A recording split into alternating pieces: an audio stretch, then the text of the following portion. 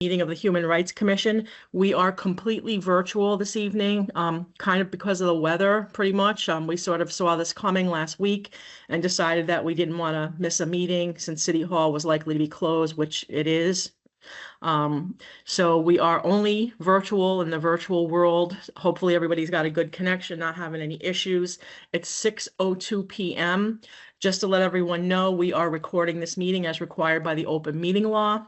And I will take a brief roll call of the members present so that we can assure we have a quorum, and then hand it over to the chair, Guillermo Creamer Jr. So thanks again. Guillermo Creamer Jr. Here. Randy Feldman. Here. Carrie Witherill. Here. Annie Heat Merudian has planned an absence. She will not be present. Reverend John Slavinskis. Drew Schneblin. Here.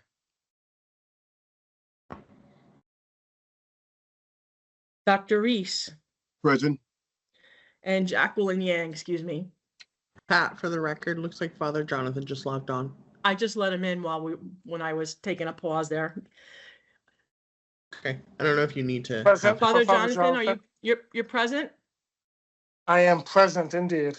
Thank you very much. So that gives us 6 full members present. I will yield to the chair to go through the agenda. Thank you all. Okay.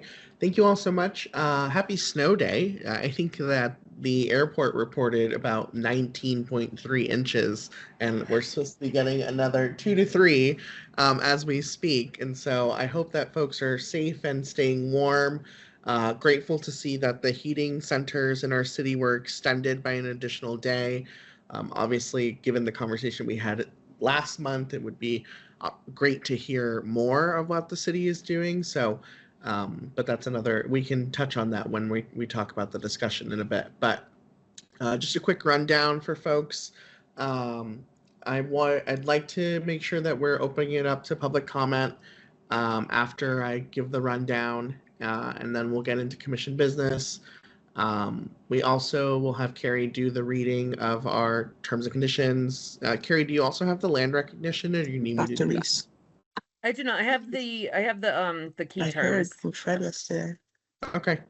And then there is and then we've got commission business, some housekeeping items. Randy and I met with WPD's chief, so we'll quickly talk about that. I have a statement of awareness and acknowledgement for MLK Day and Black History Month. We'll have a discussion around the conversation that we had last month in terms of housing and homelessness. And then we will discuss the progress of the EODEI office and the December report from Kevin. And we will also have a discussion around the report that the WRRB released about the Civilian Police Review Board.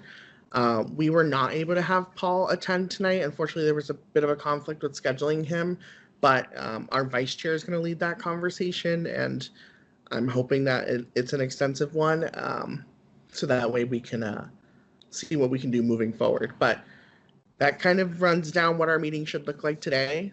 So I'm going to have Carrie kick us off with some our key terms. Great, thank you, Guillermo.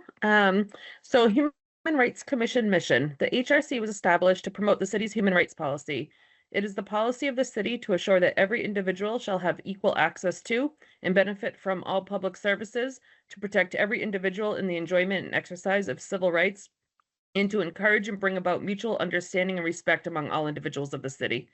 It is the goal of the HRC to ensure that all city residents are treated fairly and equally by eliminating bigotry, discrimination, intolerance, and prejudice. Our work requires us to address institutional racism so that as a community we can achieve racial equity. Our work also requires us to make visible the unheard, unearned, and unquestioned privilege enjoyed by some members of our community to the detriment of others. We take time to make this acknowledgement to educate so that a path can be cleared for healing. Key terms: institutional racism. The term institutional racism refers specifically to the ways in which institutional policies create different outcomes for different racial groups. The institutional policies may never mention any racial groups, but their effect is to create advantages for whites and oppression and disadvantage for people from groups classified as people of color. Racial equity. The term racial equity is the active state in which race does not determine one's livelihood or success. It is achieved through proactive work to address root causes of inequalities to improve outcomes for all individuals. That is, through the elimination or shifting of policies, practices, attitudes, and cultural messages that reinforce different outcomes by race or fail to eliminate them. And privilege. The term privilege describes the unearned social power in informal institutions of society to all members of a dominant group. For example, white privilege and male privilege. Privilege is usually invisible to those who have it because we are trained to not to see it, but nevertheless, it puts them at an advantage against those who do not have it. Thank you, Carrie. Next, we will continue our practice of acknowledging the traditional ancestral territories of the first people of Massachusetts on which land we are convening on tonight. The Nipmuc Nation is what is now Worcester County. While the Nipmuc history predates written history, records from the 1600s inform us that the original inhabitants of Worcester dwelled principally in 3 locations: Packagug, Tatset, and Wigwam Hill. It is important to make this acknowledgement and to honor the ancestors that have come before us. Unfortunately, it is all too easy to live on this land without ever hearing traditional names and history of the people who resided and prosper on these lands and continue to reside and prosper on these lands. Great, thank you, Carrie, and thank you all again for being in attendance. So I'd like to open it up for public comment. So for those that are members of the public, just a quick refresher that our public comment takes place before our commission business. So you are allotted 2 minutes to speak. And so if you'd like to speak, please raise your hand in the feature and Pat will call on you. So public comment is now open.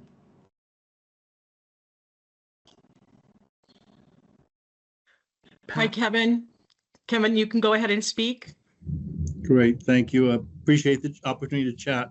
Although it's certainly hard to respond to much given how the city's stopped making public records available to the community from the Human Rights Commission. So I'd like to start by again raising frustration that all the documents that have previously been available to the community are no longer available to the community before these meetings. So it makes it hard to be part of the conversation. So it just reduces transparency. My one request to folks would be that out of this conversation, which I'm very glad you folks are happening regarding the DOJ report and the Civilian Review Board, that you guys make a formal request to the city manager.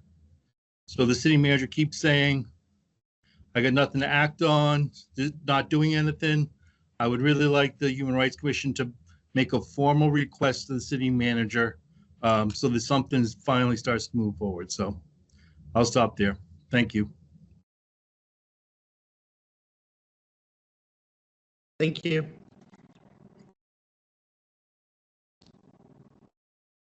I believe Amanda had her hand raised. Amanda?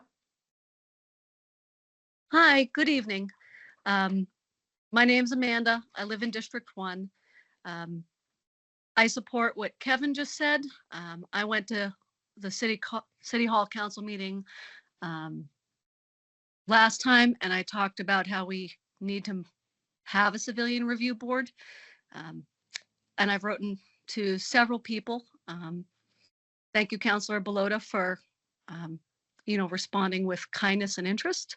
I've gotten sort of non-answers from several other councilors, and I think we need to have you as the Human Rights Council bring pressure to bear on the city manager and the city council to try to get a civilian review board moving forward. Thank you. Thank you. Pat, is there anyone else? There's no one else. Is there anyone else who would like to speak who's a member of the public and not a member of the Human Rights Commission? This is your opportunity to make a statement or speak during our public comment period. Please raise your hand so we can acknowledge you. So Fred Taylor, go ahead.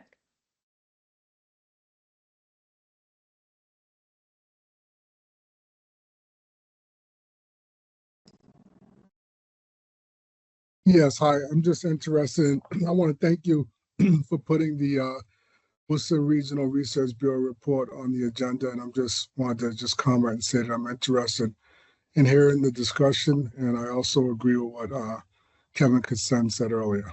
Thank you. Thank you. Okay. Is that everyone, Pat? That's everyone. Okay. All right, thank you, members of the public. Appreciate you all tuning in. We'll try to get through the first chunk of the meeting quickly because I do recognize that you all are here for the second part of the meeting, but let me just go through the agenda real quickly. Can I get a motion to approve minutes from last month, please? I can make a motion for that. Second. Motion. Second by either Dr. Reese. Dr. Reese, Yeah. was that you? Yes, yes. Very good. So we have a motion to approve the minutes from the prior month made by Clerk Witherell, seconded by Dr. Reese. Brief roll call, please. Guillermo Creamer Jr., Aye. Randy Feldman,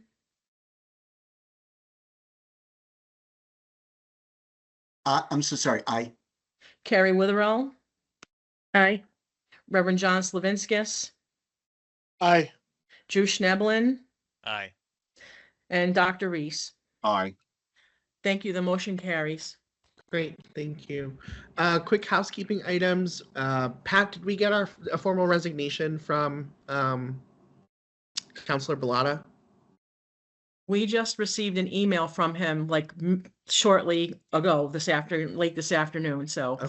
yes, he has resigned officially. So we'll take his name off the letterhead and Great. go through the city manager's office to recognize his service and volunteerism to the HRC like we have with all the other members who are not with us anymore. Great, and so that means that we do have a vacancy on the commission. Pat, is that a district-specific vacancy or citywide? I don't know. I'd have to check. It varies with all the boards and commissions. So, and they're all floating around in my mind, but I'll Right. have to check.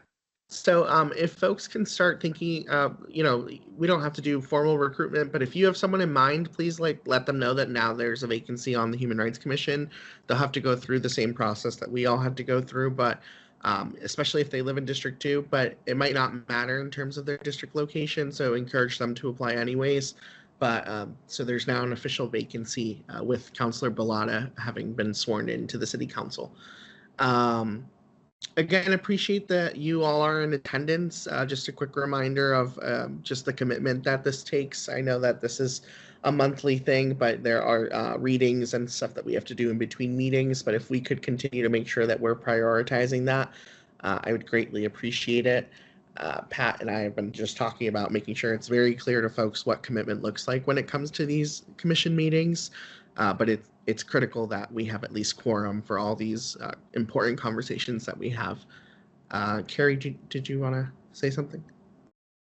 Yeah, I actually had a quick question while you're talking about attendance. I know there is a draft meeting schedule for this year, or at least I think it's a draft, maybe it's an official schedule. I had a question about the December meeting and if we wanted to consider switching the date to the week before so it doesn't fall between the holidays, but if that's not what typically happens, I'm okay with that too. I just wanted to ask the question.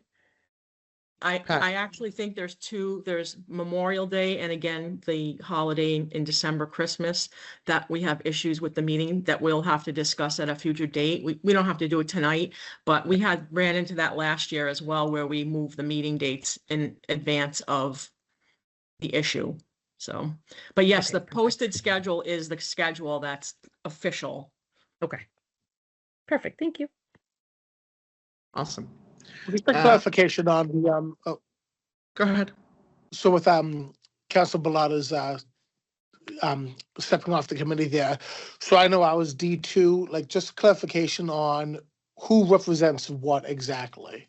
Because So Pat can find out in terms of like if in this case Counselor Bellata was a D2 Human Rights Commissioner, and if now you'll become one since I'm not sure about the logistics. Okay. Pat can look at those details, and then once the vacancy is posted, it'll say whether or not it's a citywide or district position that they're looking for.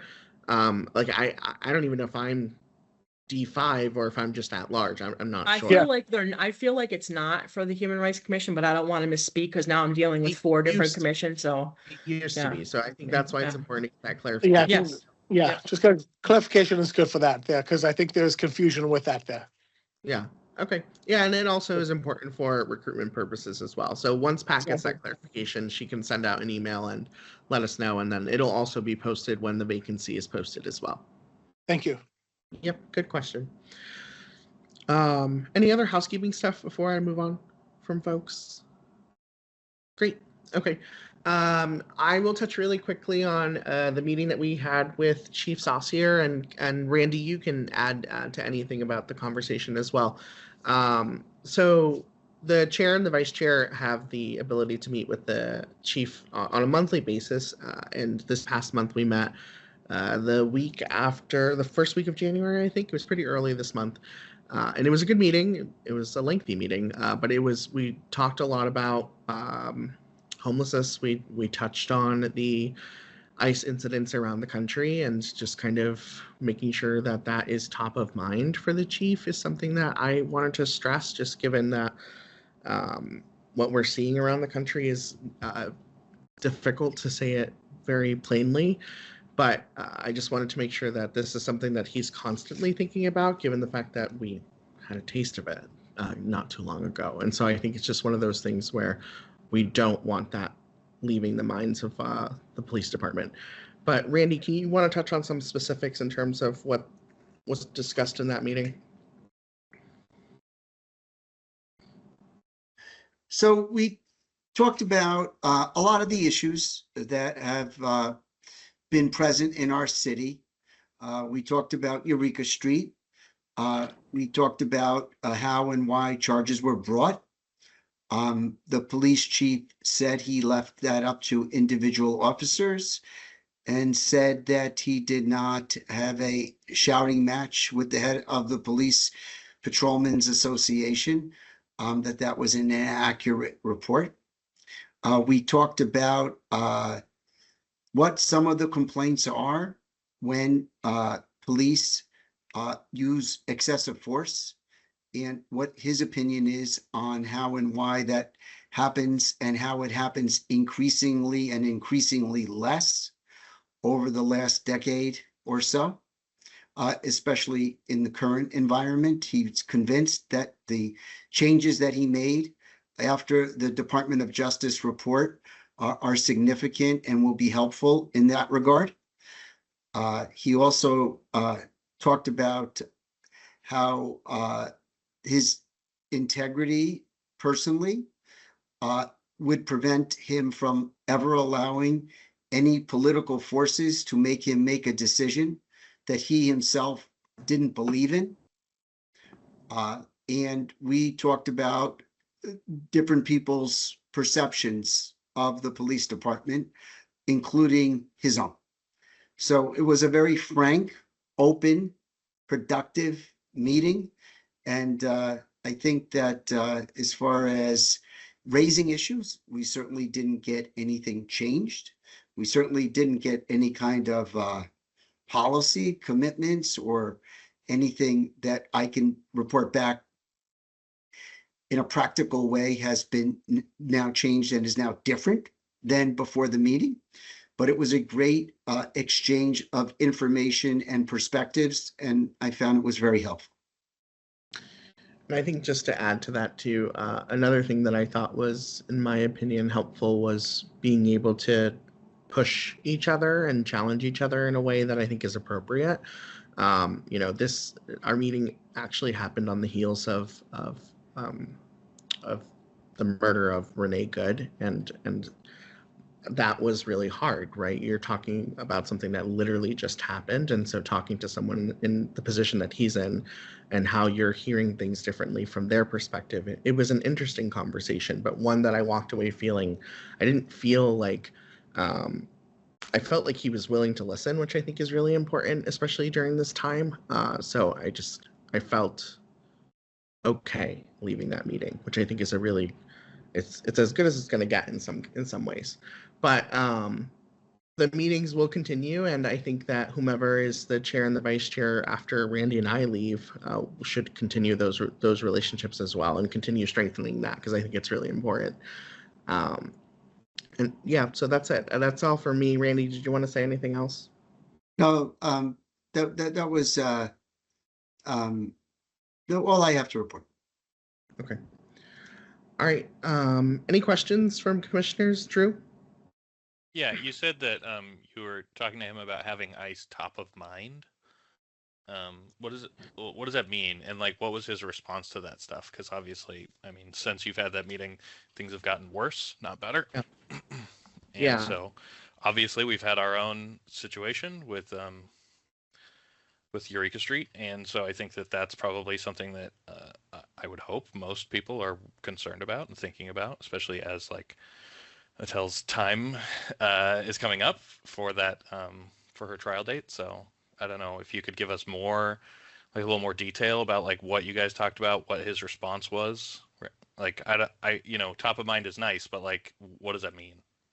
So I think my interpretation of top of mind was making sure that it was clear that the department needed to have a plan in place, in the sense of like, this could happen again, right? And our city shouldn't be the next city that has a headline.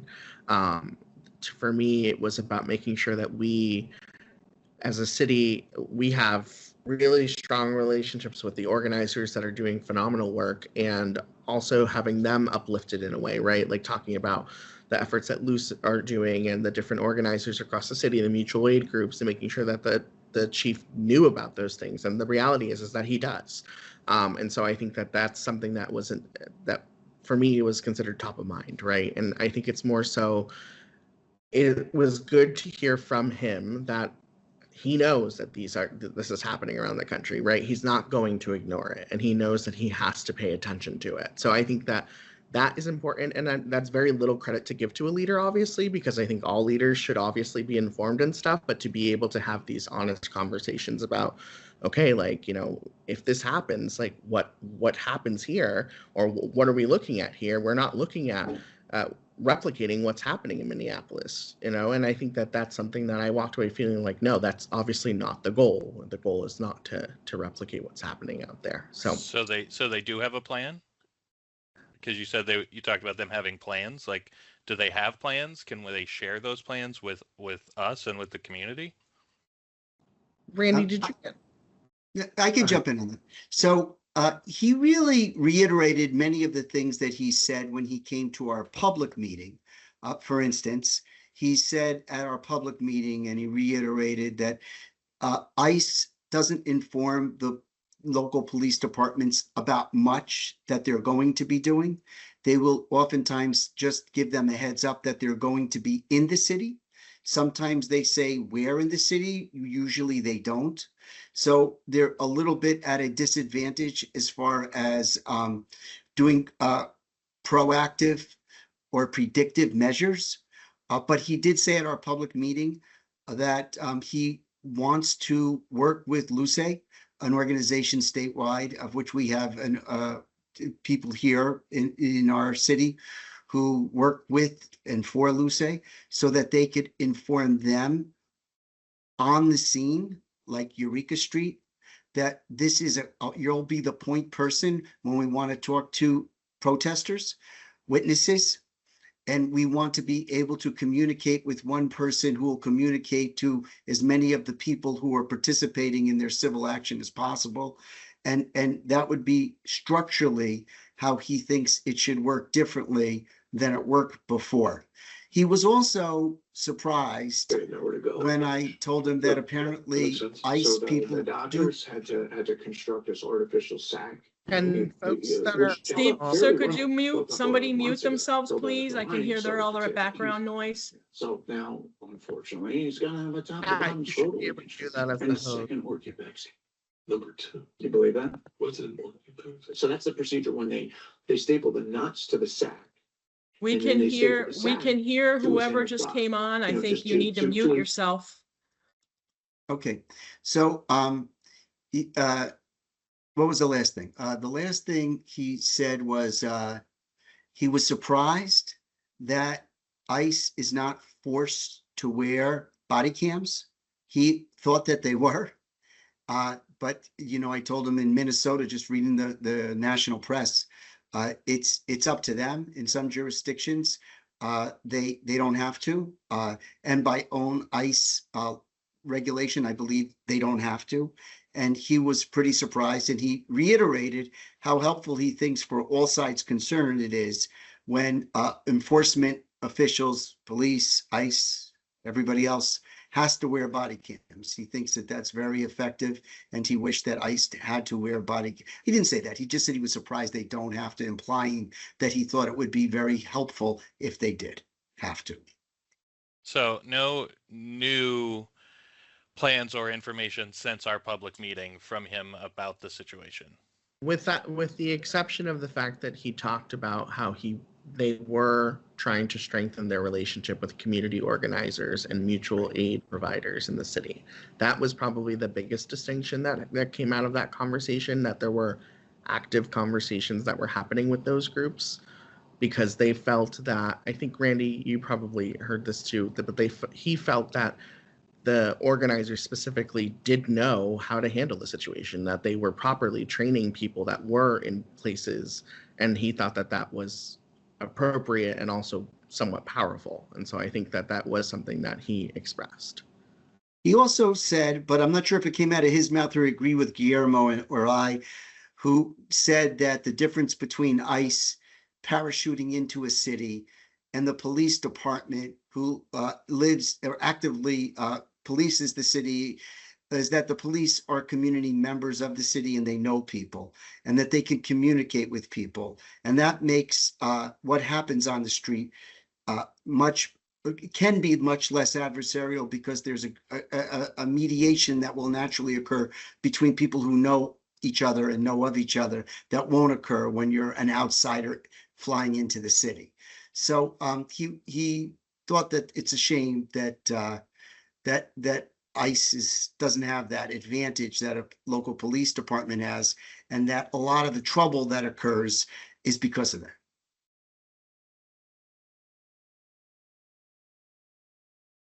Okay. All right. Thanks. Any other commission questions? Okay. Hearing none, I'm going to move on.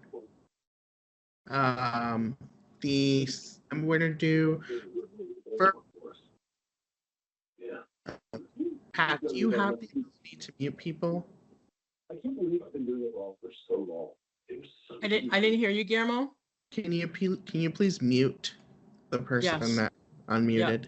I was being careful who to mute because I didn't recognize the phone number, and I don't want anybody to feel that we shut them out. So let me just double check here. Whoever just dialed in at 508-735-8053, if you can mute yourself, that will be great. If not, I'm going to go ahead and mute you for purposes of do it, us. 'cause they're on their phone and they're not going to know how to do it. All right. Cool. Thank you. All right. Next, I'm going to read a statement of awareness and acknowledgement for Martin Luther King Day and Black History Month.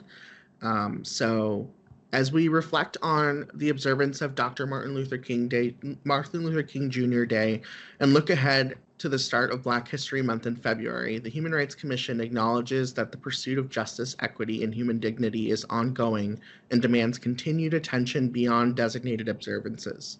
Dr. King's teachings remind us that progress requires action, accountability, and a collective commitment to confronting injustice wherever it's possible. Black History Month provides an opportunity not only to honor the contributions and leadership of Black communities, but also to critically examine the system inequities that persist today.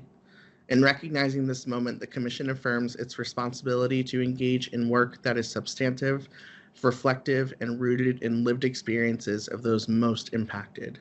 The Commission is also respectfully calling on the City Manager's administration to plan accordingly and to reflect on its ongoing efforts to embrace and advance the lessons and values articulated by Dr. King in both policy and practice.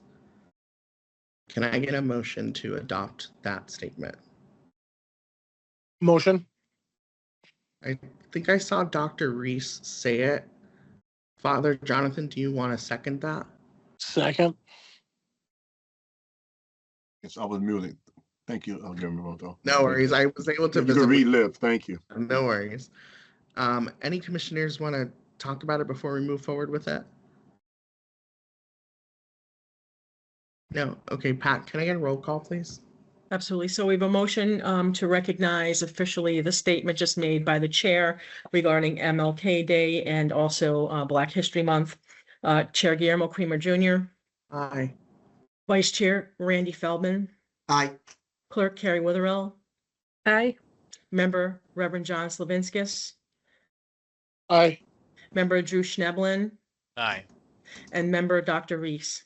Aye. Thank you. That motion carries. Okay, Pat, I just emailed you the language so that you have it as well. Thank you. Okay, commissioners, I wanted to quickly touch on the conversation that was happening last month in terms of homelessness and housing issues. Any follow-up thoughts from that conversation that we had? I know that we asked a lot of questions during that meeting, so it's okay if there are no follow-ups. I think the biggest thing was for me, especially just given this weekend storm, is the city's reaction to these things, you know, when it comes to frigid temperatures and different winter storms that could be occurring. One of the things that we had requested the city look into was a more permanent plan, and I think we're still waiting on some words for that. But does anyone have anything else to follow up on that, Dr. Reese?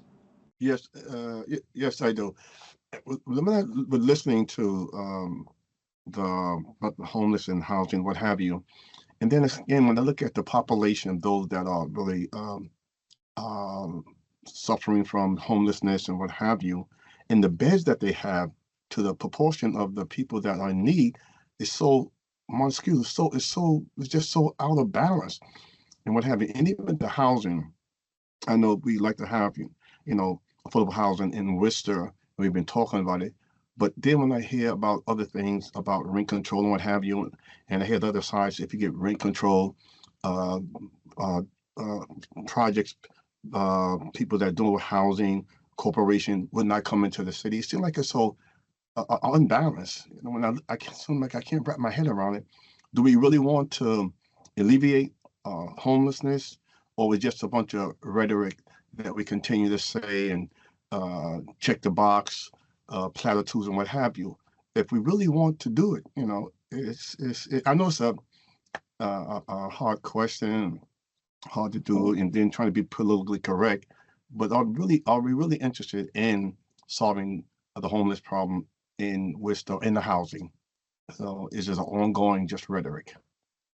That's just my the way I feel about it. You know, we do a lot of talking points, but then again, you know, you don't really, like 5 years now, we be still talking about the same thing, like a merry-go-round, round and round we go, and where we stop, nobody's really know. So that's just my dilemma of dealing with public policy and dealing with trying to reach racial equality. We read all this, and it sounds good. It sounds good for information. It sounds good for, you know, talking points. Sound good for different types of, you know, commercials. But the heart of it, will we ever really resolve this problem? You know, I'm in the sunset of my life, and I hope my great-great-grandchildren one day will see this come to fruition. Thank you. Thank you. Father Jonathan, do you have something to add? Yeah, I was going to say, like, I think it's very important that strategic planning is imperative when we look at these issues here. You know, not just strategic planning for the short term, but long term, the immediate term, you know, whatnot there. Like, I feel like every year we look at the situation of like, okay, we have this situation. Snow is coming, cold is coming. Hey, could you house them over here? Could you house them over here? So like we should know this at least 6 months in. We know snow is coming. We know it's cold. The cold is coming. This is the city of Worcester, you know. So like immediate strategic planning for okay, where can we house individuals that are going to need shelter when this comes? Have that in place so we can put that information out. But again, the long-term strategic planning, like what is the administration doing for the long term? How are we acting on this and really looking at it and not just relying on this organization here to deal with it or this organization here to feed the individuals? Like, what are we doing as a city strategically for the long-term goal of it. And again, importantly, then when the year to year comes up, okay, this is the shelter. We know 6 months in advance, this is what's going to be happening. And so as a commission, how can we, put pressure upon, administration to say, hey, these are our people. These are residents. What are we doing to actually care for them and let them know that we care for them, and these are the resources they have to look towards for what's coming. So, Pat, I don't know if you can pull this up really quickly, but we passed 2 motions last month during this conversation. Is that correct, or was it more than just 2? I don't have that file with me, so I can't pull it up. I left it in the office, so I didn't bring it with me. Okay. It's either so- 1 or 2. It definitely If I'm wasn't a not lot. mistaken- So if I'm not mistaken, the first motion that was passed last month was asking the city for asking the city manager for a more permanent plan, something that was more than just what is currently happening, given that the fact that the R&B building wasn't there. I think we were trying to figure out, where are those beds now, right? Like, they can't just disappear. Those beds are still needed. So we were asking the city manager's office for that. And then the second motion also was asking the city manager to begin a regional task force, I think was the request, about talking to other cities and towns who, quite frankly, are, very much part of what can be a solution for everyone here. Because I think that no one is saying that if someone comes into Worcester and they're unhoused, they're not Worcester residents. That's not what we're saying. It's more so like, let's make sure that we have other towns and cities that are also helping our city, because our city does have resources that do exist for individuals that are unhoused. And the only thing that we can ask for is more assistance at this point as well. So I think those were the 2 motions. I hear you, Father Jonathan. If there's something on top of what we put forward, now's a really good time to do that. So if any other commissioners that want to add another motion or want to request something else of the city manager, now is a good time to do that. So if you have that, I would bring that forward. But those were the 2 requests that did come out of last month's conversation. Apologies, I wasn't here for last month's conversation, unfortunately.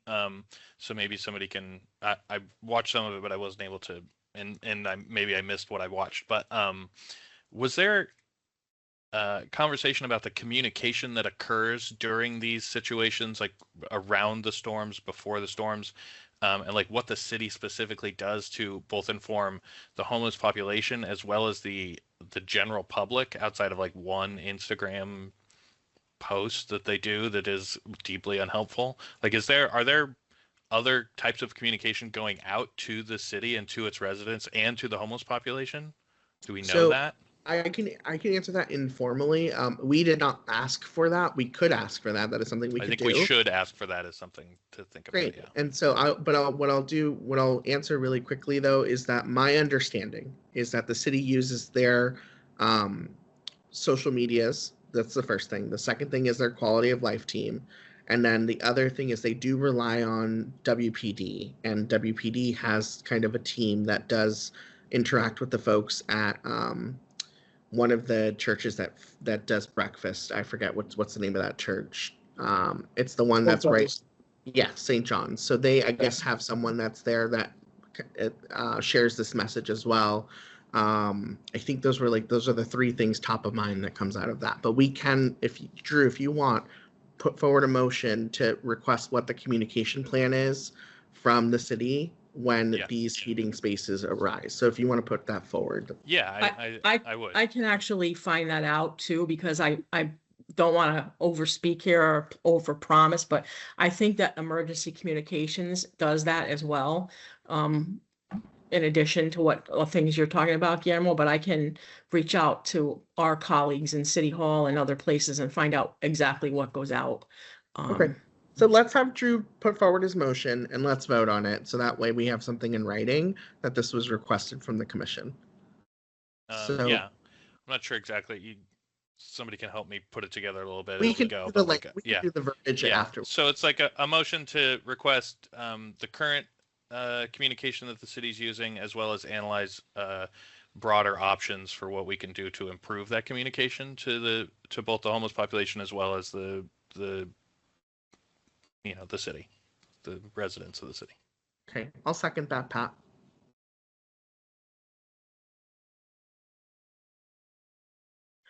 So we have Drew's motion, seconded by Guillermo. Roll call, please. Guillermo Creamer Jr., Aye. Randy Feldman, Aye. Carrie Witherell, Aye.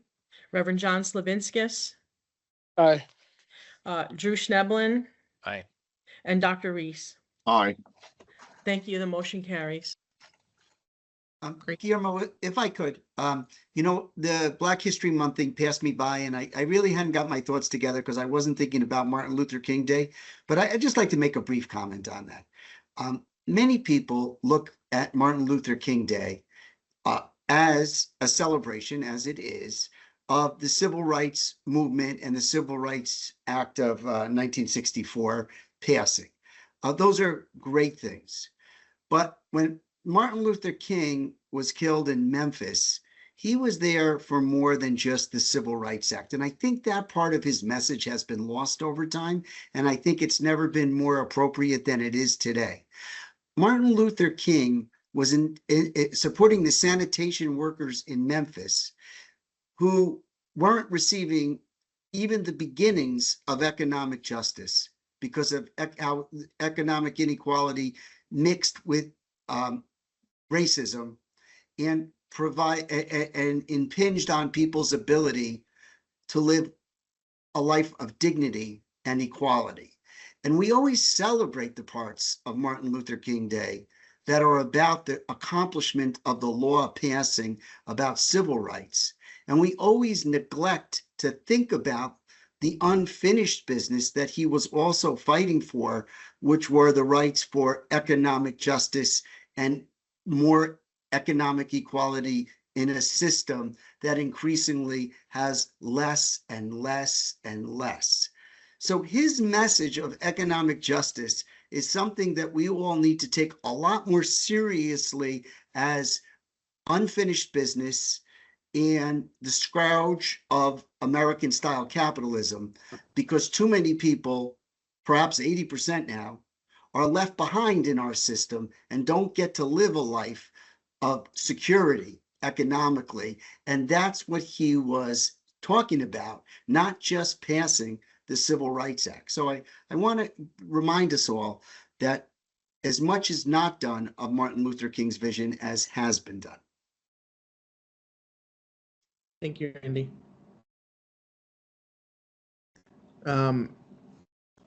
Any other commissioner wants to talk about any other topic before we move on? Thank you, Drew, for bringing that up. I appreciate it. I'm hoping that we get a response pretty quickly, that something already exists so they can just send right over, Pat. That's the hope here. Okay, I wanted to touch on a discussion by members regarding the progress of the EODEI office and the December report that Kevin gave us last month. Any thoughts or comments from that report that Kevin gave us? As I think my quick takeaway was, Kevin, you've been busy. I think that's important. It's also been good to hear that you're hiring and the team is growing. I know that I think you still have one vacancy or something on your team. Is that correct, Kevin? Yeah. So hopefully that'll be filled sooner rather than later. But any other commissioners want to touch on anything that Kevin reported to us? Sorry, Kevin. I apologize for not being here for your presentation. I saw a good chunk of it while I was watching the meeting. Is it maybe it's already been sent and I just missed it, but is it possible to get that presentation that you sent? Yeah, through the chair.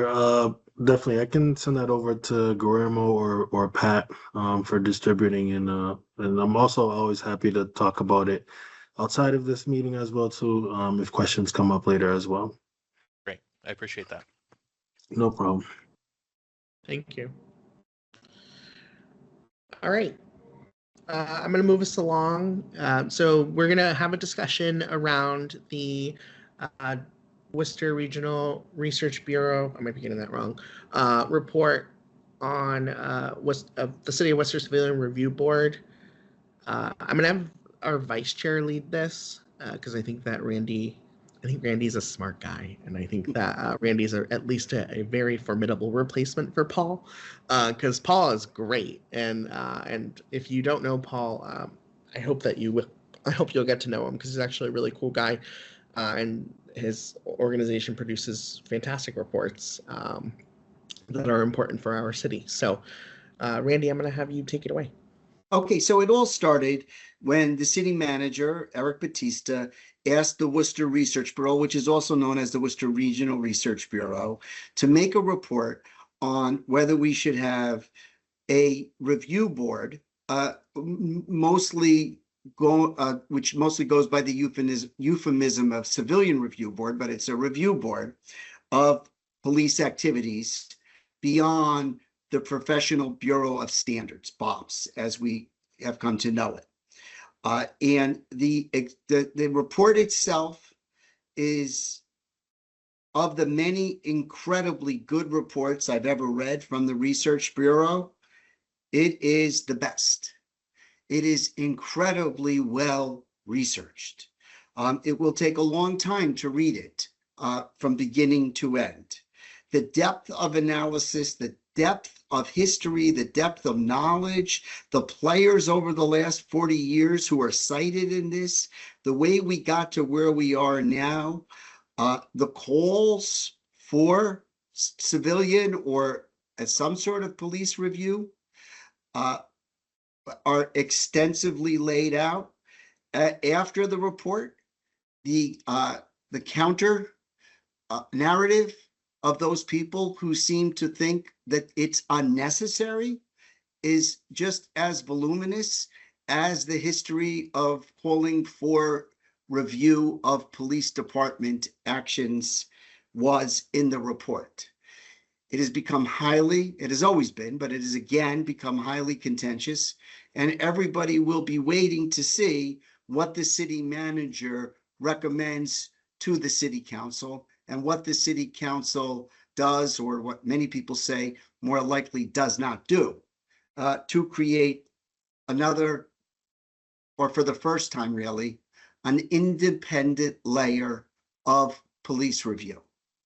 So this is the executive summary. I'm going to just summarize a very little bit of it because it's so long and inclusive, but I'm going to summarize the executive summary, and then I'm going to summarize the part that they cite, which is extensive, about our Human Rights Commission's history in the issue of police oversight. So the first thing that they start off in the executive summary saying is that Worcester remains one of the very few major cities in the nation without civilian review board. It cites that Boston has one, Providence has one, Cambridge has one, Hartford has one, New Haven. They all have oversight entities that review police determinations when it comes to police malfeasance. Worcester does not. He said our current system, the most extensive part of the report, the most needed part of the analysis, is when it looks at things that we do have and evaluates if the things that we do have are sufficient and adequate for oversight or insufficient.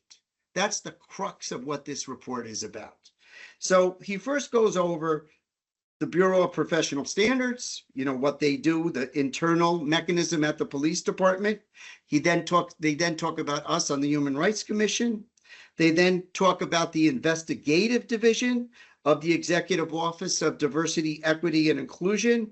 And then finally, they address the State Post Commission, which is an entity that does review police on a state level. They make the point accurately, and I think if anybody has seen what's occurred in Minneapolis, not just with the ICE killings, but with the Trump administration saying that the internal investigation of those things, in the first case, will be done by its own FBI, not the state of Minnesota, and in the second case, be done by the Department of Homeland Security itself, not even by a separate entity in the federal government, the FBI. Many people in the nation who pay close attention to the details, not just of the human loss of life and the tragedy that is, but the structure of what this report calls for. This report calls for three things that I don't think anybody could argue with. The importance of an independent review of anything that may have gone on, whether good or bad, that it shouldn't be your own organization only that reviews your own organization. Some independent entity should be reviewing that, is the principle that they argue for. And they talk about how that's the only way you get both accountability that the public can believe in, and that is effective as a check on power centers, such as a police officer or a police department, or anything else for that matter. And lastly, how democratic governance requires that accountability and openness is absolutely necessary as we try to manage conflicting interests in our society, and how government entities are structured from the Declaration of Independence and the Constitution onward to ensure that there are divisions of power that get to check one another. It argues it's necessary for our democracy to have some sort of oversight of the police department and not keep it as a purely internal matter. So the first things that they go into is why certain things are not complete and necessary. And when you talk about the Bureau of Professional Standards, it cites many of the findings of the equity report that was done 2 years ago now, and the Department of Justice report that was reported about a year ago now, and how it talked about how the oversight and supervision of officers has been lacking. The police chief made the point that there have been changes, but that changes, at least in my opinion, don't address the principles of accountability, independence, and democratic governance, shared power, and oversight. Then it gets to us, the Human Rights Commission. And it goes on for a very long time that I'll get to in a minute about how we were developed, the powers that we have, the powers that we don't have, and why we, although well-intentioned and play a small role, are wholly inadequate to do the kind of oversight that is required when it comes to police malfeasance or accusations of police malfeasance. And the third it looks at is the Executive Office of Diversity, Equity, and Inclusion. And although that's newly created, and certainly, Pat and Kevin are here from that, it also talks about why that is also inadequate, except in some collateral way. And Pat and Kevin, I wanted to ask you before going further, since the hotline was created in 2025, how many calls have you received on the hotline that were not anonymous, because I know you don't accept those, but thus actionable? And how many of those have led to police review?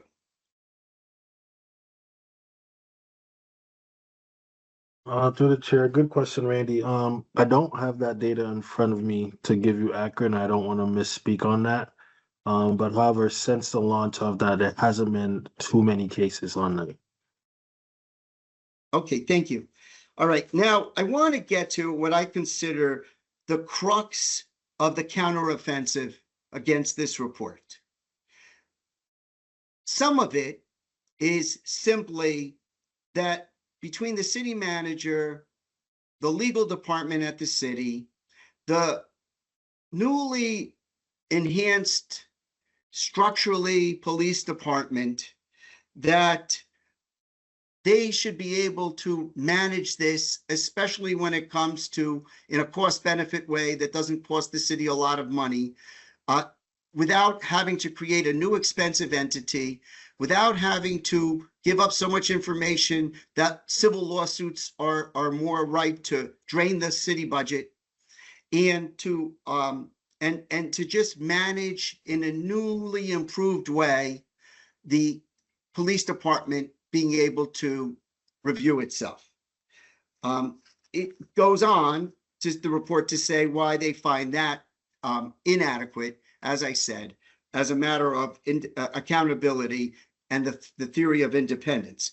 But beyond that, most people make the point that the reason why a civilian review board or a police review board is not needed is because we have the newly created, it's about 3-4 years old now, Mass Peace Officer Standard Training Post Commission, POST as they call it.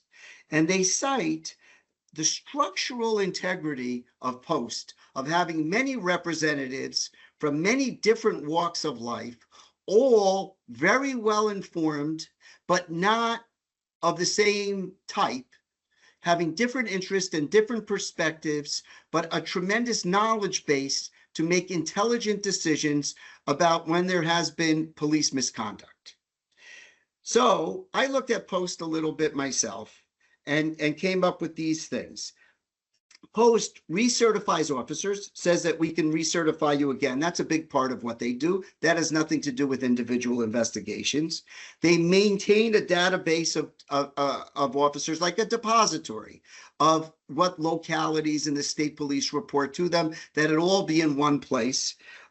They then revoke certifications of certain officers, and then they also do investigations. So the question is, how many investigations do they really do? And is that really adequate and a substitute for a police review board in the locality here? And when the head of POST came to our meeting 2 years ago, maybe even 2.5 years ago now, and we asked him, do you believe that structurally and effectively, and as far as bandwidth, POST is enough? Or is it helpful if localities also have some sort of oversight? He clearly said, the more the better. Whatever localities can do, that helps the system. That doesn't substitute for what we do. It enhances what he do. Was, if he didn't use those words, that was his implication. So how many investigations did they do? Apparently in 2024, they looked at 80 cases, and in 2023, 61 cases. And then they have 16 people dedicated to the investigations for 351 municipalities. I don't know if that means 351 police departments, but probably something like it. And 2,500 police officers. So that equals 16 people looking at all those police actions, oftentimes, most oftentimes, if not exclusively, reported to them by local police departments or the state police. And the question is, and I think that they pretty much cleared in their mind, and I agree with them, that 16 people are not enough to look at every police officer in an adequate way to see if absolute justice has been done. And the way that justice has been done in our city, unfortunately, is when BOPS doesn't make a finding of suspending somebody for police misconduct or overly broad use of force, it's civil lawsuits that take its place. And many, many civil lawsuits have forced the city of Worcester, against the police department, have forced the city of Worcester to pay out huge sums of money in order to make up for, perhaps, a system that itself did not police itself better. Now, as it comes to us, and then I'll finish up with a couple things. When it comes to us at the Human Rights Commission, our history, it says, we have a limited role, the way it sees it, and it cites not the history. The history goes back to Mel Greenberg, helping create the Human Rights Commission in reaction to Black people's unhappiness with how police were treating them and how they thought they had no real redress that they could get from anybody, and the Human Rights Commission was created. But the largest thing, and especially appropriate given everything that's going on now with ICE, was that in 1993, a 38-year-old Salvadoran immigrant named Cristino Hernandez faced a mental health crisis and died after being pepper sprayed and forcibly restrained face down by Worcester officers, leading to oxygen deprivation and a fatal brain injury. The communities of color particularly, and others, immigrants included, thought that the reaction to the city to that person dying was wholly inadequate. In September 1999, the Human Rights Commission had a listening session and went all around the city and called for a form of civilian review, feeling that the complaints to the WPD directly were being ignored.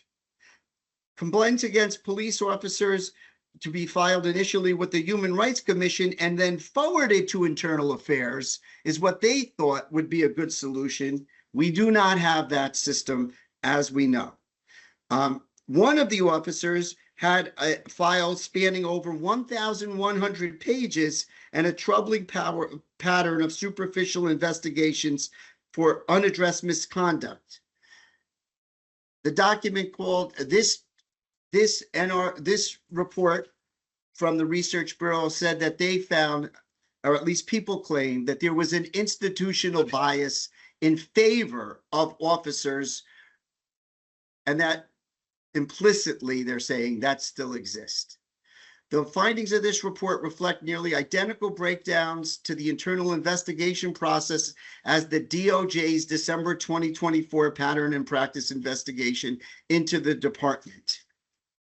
Lastly, when talking about us, the Human Rights Commission, the report says in 2024, the public at large expressed concern that discipline was unequal, that the CNA report that I alluded to earlier said that there was, the public at large expressed, it found that the public at large concerned that discipline was unequal throughout the department, the police department, and that favoritism and personal connections with higher ranking personnel may affect the determination consequences, and that there's a perception that the police cannot objectively investigate themselves. The CNA, the equity report, as we shorthand call it, argued that such a body, a civilian review board, would enhance the fairness and credibility of the complaint resolution process, introduce another layer of objectivity, and provide valuable external perspective to the process.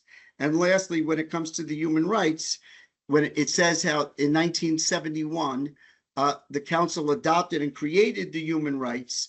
I know I'm talking too long, so I'm just going to summarize this like this. When the Human Rights Commission was created, it had subpoena power. It had subpoena power because subpoena power is one way that a commission, an entity, can do its own individual investigation. Over the years, as we all learned over the last 3 years, our commission has lost the ability to have subpoena power or to gain subpoena power. Furthermore, as much as we're all well-intentioned, we're not trained in matters of criminal law, criminal defense, police process, policing itself on the street.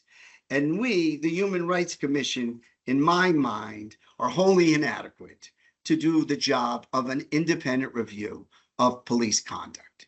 So they're saying that something has to be done, that there's been a call among the powerless to do things for a very, very long time, particularly among people of color, and that the powers that be have continuously shut down any kind of independent, objective oversight. And the time has now come to do what all those other cities are doing and have an independent body work with the police, but watch over police misconduct independent of the police itself, to come up with some sort of review that would make sense, that your average citizen, or at least a large part of our population, could believe provides accountability. That was their point of view.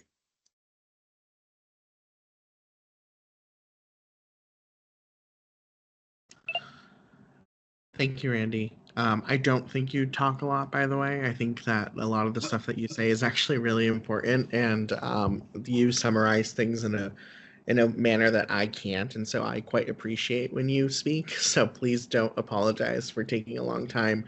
If anything, we could have kept going. So with what Randy was saying, the purpose of kind of this section of our meeting is to have a discussion over this, and see where that leads us. So I'm going to open it up to commissioners who want to share anything, who want to share context. Dr. Reese, I see you seem like you want to say something. Yes, to the chair. Randy, a beautiful report, very succinctly put together in layman language, even though you're attorney, the public can understand what you're saying. And there goes my story again from 1971 to 2020, 26. It's like it's just administration just kicking the can down the road to appease those that maybe have the same type of mindset and what have you. But the question I have to ask, is there any way that this could be put on the ballot in Worcester for the people to speak? You know, we are the people, the voice of the people, that can say that we will have about that we want a review board, commission board, review for police activities, because in my perspective, you have the fox guarding the hen house in this what we just read. So that's just a question. I don't know. I don't have the answer for that. Maybe I'll go to the election ballots or what have you, commission to ask that question. But would it be something where the people in Worcester can have a voice? That's just a question. I don't know, Guillermo, you might want to talk, because I know that you very much want a charter review. But, you know, without charter review, I'm just going to go by the people who are calling charter review, who want a referendum to get charter review, which includes many things: strong mayor, city manager form of government, many other things as well. I know that they either have to have the city council vote for it, and I think, Reese, you're saying if that doesn't seem to happen, what are the alternatives for the public at large? And I believe that a certain number of signatures have to be gathered in order to put that as a binding referendum on a municipal election slate that the public will then vote yes or no on. And I think that would be it. I think the number's 10,000, but I'm sort of talking off the top of my head here. I'm not sure about that. But there is a way to do this, I think, that doesn't involve the city council, but it involves a lot of people being truly engaged in order to get it done with boots on the ground. Yeah, so really quickly, and I don't have exact numbers. This is definitely a question that could be asked of the city clerk. But the reality is a ballot. So what you're asking for is a ballot question, which could be done at the local level. So we just had our local elections, which means that we wouldn't be able to do it until the next local election, which would be just under 2 years away. And so I think that, to Randy's point, it would be a lot of required signatures, but there's a couple of ways that all of this can be adopted. So one of the things is, so I want to preface, as a commission, we can recommend this to the city manager, right? And then the city manager takes that as he wants. The city council can also, should they have political will, do this through their channels as well, right? And then there's the ballot initiative, which is like the people, which is a much, much larger number. I might be wrong. Those might not be the only 3 ways to do this, but those are like 3 ways to do it, right? The city manager has to have that political will as well. Like, that has to exist. And clearly that's not what's happening currently. And so I think it's just a matter of public pressure. It's a matter of pressures from advisors or organizations like us, pressures from the city council, etc. So so all of this can be done, but it involves pressure. It involves like statements. It involves recommendations. And so I think that what you're getting at is not wrong. It's just, in my opinion, might be the longer way. But it is more people oriented, right? You do have people behind that. That's a little bit different. I mean, we are people, obviously, but we are not the mass. So yeah. Anyone else? Carrie? Yeah, thank you, Guillermo. I actually had a similar question. I took a lot of notes, but I will keep this brief for now. Is really my question around what are those next steps? I did appreciate that the report recommended putting that into charter to make that more enforceable and long-term and not sort of come and go as people's feelings change. I do think it was pretty clear in this report, not just this report, but I think we've had three reports recently that are all pretty consistent with one another and have very similar conclusions to one another, that the conversation needs to move from if this is something that we should move forward with to how we can move forward with something like this. I was actually really surprised to hear this was a conversation that's been going on since before I was born, if that puts this into any perspective, how long this has been going on for. And I'd hate to see that to just continue to, again, kind of stay in that discussion stage and never move forward with any kind of action. I think too, I highlighted a quote here from the report really having to do with the Human Rights Commission. It said the HRC has often served as a venue for raising concerns, but not as a mechanism for ensuring change. And so, Randy, I do agree with you. I don't think that we're a replacement for a civilian review board, but it did bring up questions for me. What power do we actually have? What is our role within the city? And what is within our power, not just with this issue, but other issues as well. So I think I'll end my comments there for now, but those were my core takeaways from this. I think you have a big point here, right? Like, what is the power of the Human Rights Commission? I think that is a question that commissioners have been asking for years. And from what even just from what Randy said, like, the powers have changed, right? They've changed over time. They also change with administrations. Some administrations handle the relationships differently with commissioners, and so I think that that's what's very interesting about all of this. Can I, Guillermo, say about that point that the report said this, interestingly, the Human Rights Commission, talking about us, its purpose, they gave an example of what we do and can't do and what we're not able to do and why we're limited. It says in 2023, the city manager's office explicitly directed the commission, our commission, to pause its inquiry into policing, issuing a memo that redirected our body's focus towards other city priorities and away from its own initiated investigation into law enforcement practices. City manager noted the limited time of the HRC at one of its monthly meetings. Then, kind of as a way to seemingly give us more authority and have us play a bigger role than just on the policy level, the city manager, Kevin Levancy, when he became chief equity officer soon after, he reported to us something that seemed like the city manager actually wanted us to have more knowledge, more ability to influence, to have more sophistication when it came to police matters, and more of a voice in what goes on, when he said that he would release the redacted versions, this was over a year ago, that he would release the redacted versions of the complaints against police officers so that we ourselves, as we had been calling for, could develop a knowledge base of what's going on and to try to give our input on a policy level, not an individual determination level, but a policy level of what changes might be advantageous for us to be able to suggest to the police department after we had the true knowledge of what those police reports and complaints look like. It's been over a year. I'm going to make a motion again today. We keep making motions for the city manager to simply do what he said he was going to do.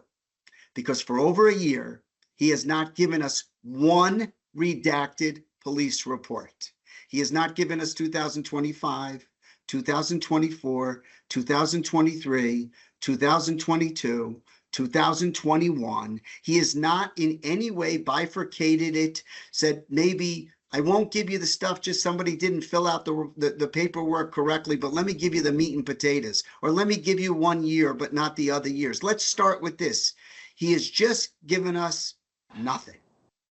So if he's given us nothing, and then he comes out with some sort of reaction to the Research Bureau's work that says dressed up, not real, who knows, maybe it'll be real, that we're going to really keep it the way it is, but we'll put some veneer of looking into the police on it so that people could feel a little better about what goes on. If he doesn't even give us what he told us he was going to give us, and then does something like that, then you really have to ask yourself, is it just going to be the police and the city manager making all determinations on whether somebody has a valid complaint against individual police officer? So I think we need to have a motion to ask again that the city manager provide us the redacted police reports that he said he was going to provide us over a year ago. So I will call for a vote on that, stipulating, however, that even if we get that, we're still wholly inadequate to do real police reform and police oversight. Some entity must exist. I personally disagree with a lot of people because I think some police officers have to be on it because the educational value that they would give us would be invaluable. They just can't be large enough in number to dominate the decision of the commission. But that's just me. Many people just want a civilian review board. But we certainly need what the city manager has promised us and never delivered. So I will put that forward as a motion. And really quick though, Randy, though, you made that comment there. And I was going to say, you talked about how is it just the city manager and the police chief there, but correct me if I'm wrong, if there's a complaint made, it automatically goes to the post as well now.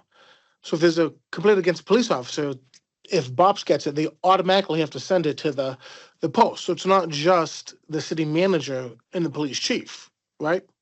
Very good, very, very good point, Father Jonathan. And I should have added that the Post Commission in 2024 did look at 80 cases statewide to review if they found the local decisions to be appropriate. So it's a limited review in my eyes, but it is theoretically at least a review.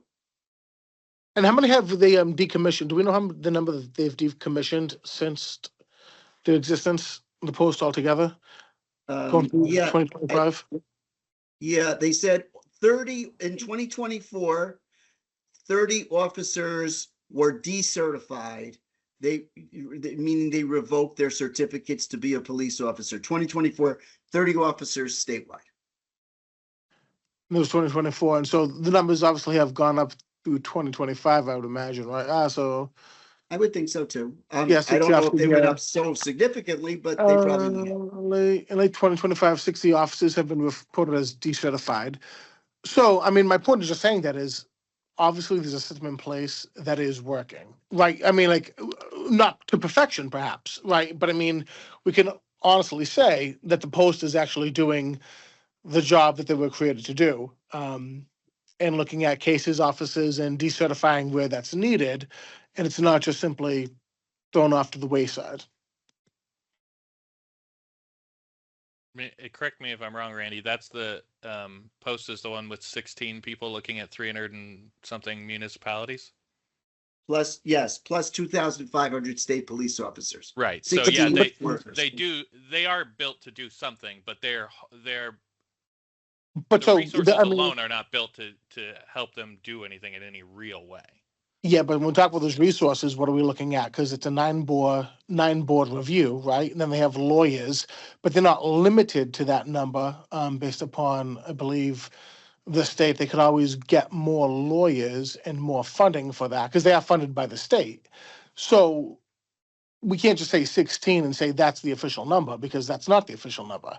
They have a board, and then they have legal representation of certain number of lawyers, but they also have other resources to get more lawyers if needed. And I guess we just have to authentically say, when looking at numbers, are we just saying it's 16 exactly, or have there actually been more people brought on board to look at this? And I just say that because I'm all about accountability. Trust me, I'm all about accountability. We've experienced in the church in the importance of this so much. But I just want to be very transparent about what we are doing as a commission here and suggesting because, and I want all the facts out there because I don't know, just saying 16, how authentic that is, and I understand where we could get those numbers from. But do we know, has the state gone out to get more investigators? Have they hired more investigators than just the 16 we're looking at or whatnot? Father Jonathan, your point is very good. I think the number is 16 unless it's wrong on the website, but your point is actually broader than that and more interesting because your point really is it could be upscaled. It could be get more funding. It could be made more activist if more resources were committed to it. And who knows, that might happen in the future and it would negate us having an independent review board. The problem I have with that argument is that I don't think we should settle for it could be funded more in the future. That's a little too far for me. If it was, that would be great. If there was some allocation of another X millions of dollars this year or whatever, then I would because the structure of the Post is fantastic. What they do structurally, how they've been set up is wonderful. The problem is it doesn't have the resources to do that job on an expansive scale. And I don't think we could just count on the fact that maybe one day it will. I think it's too much. And I guess my argument would be, do we have the resources for that? And so it's disappointing to hear how the Human Rights Commission, our effectiveness has changed based upon who's in administration, right? That's disappointing, right? Because we shouldn't be changing. We should, be amplified by what we're doing. We should have the resources that are needed for us to do the job that we're called to do. And we shouldn't just simply feel like our role has changed or perhaps maybe better terms, neglected, right? We've been neglected in a sense there. We should be empowered for the task at hand. And perhaps we have to start to look at, okay, as a Human Rights Commission, why are we not being empowered to do the job that we all had said we feel comfortable doing?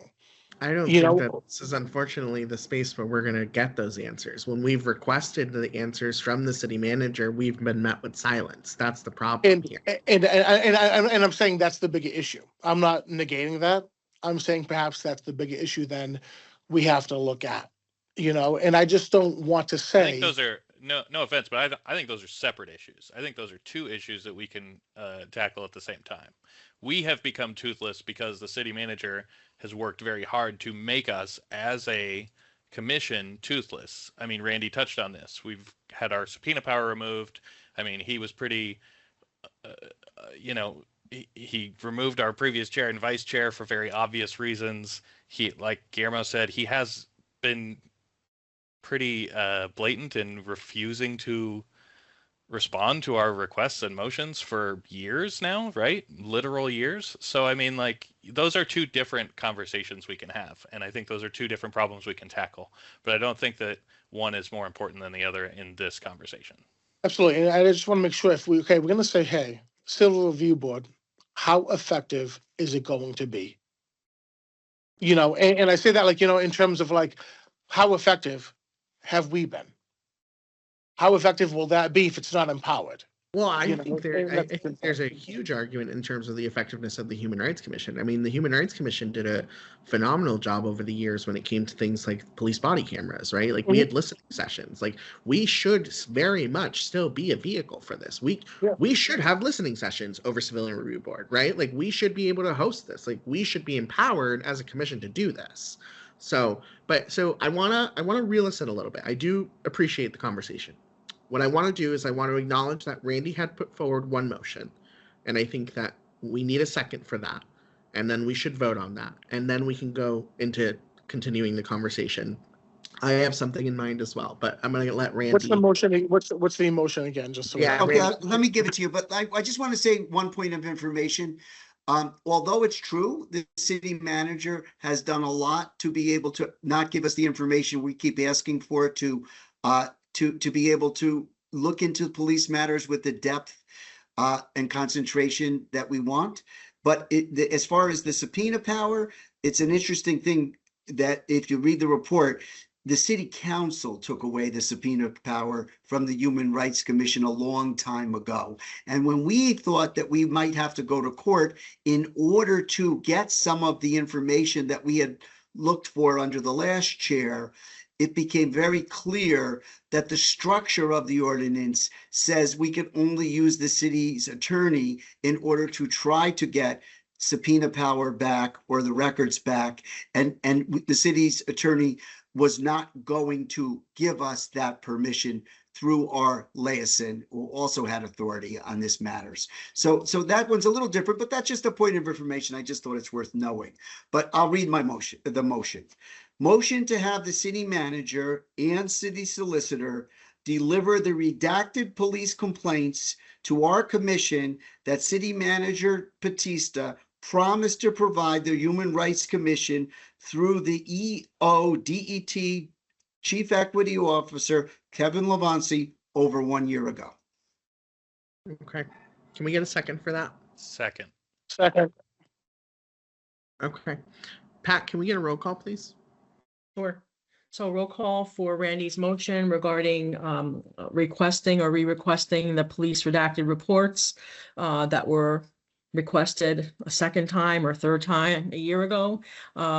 Guillermo Creamer Jr., Aye. Randy Feldman, Aye.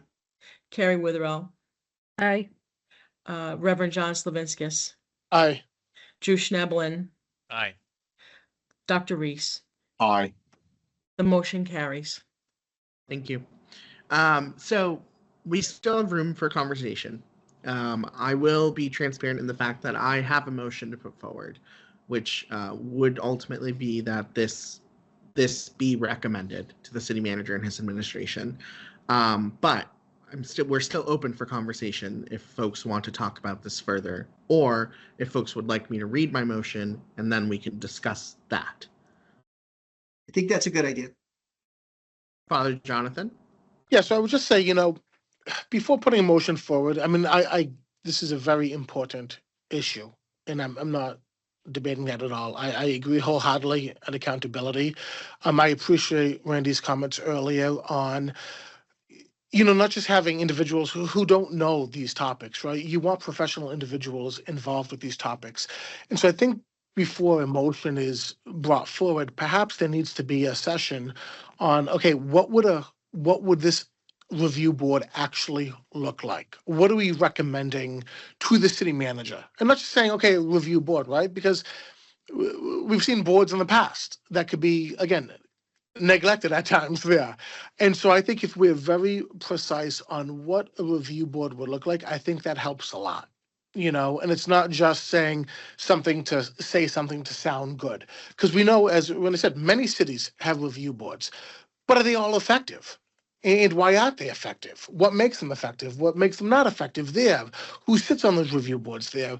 And I think this is a conversation we have the ability to have right now to say, and in the weeks to come, before we simply vote on something, because I wouldn't feel comfortable voting on something if we don't actually know what the review board actually looks like. Sure. To the chair, to the chair, may I just interject? Basically, with the equity report that was given, perhaps about 23, 24, and then the DOJ come back in maybe 25, and they saying the same thing. The report is out there, and these are professional people. You know, they have the expertise, they have the knowledge, they lawyers, law enforcement, and what have you, and they are reiterating and making a recommendation for a civic police review board. So it's not just like, you know, some, Huckleberry Finn or, Johnny Come Lately or Johnny Appleseed putting this together.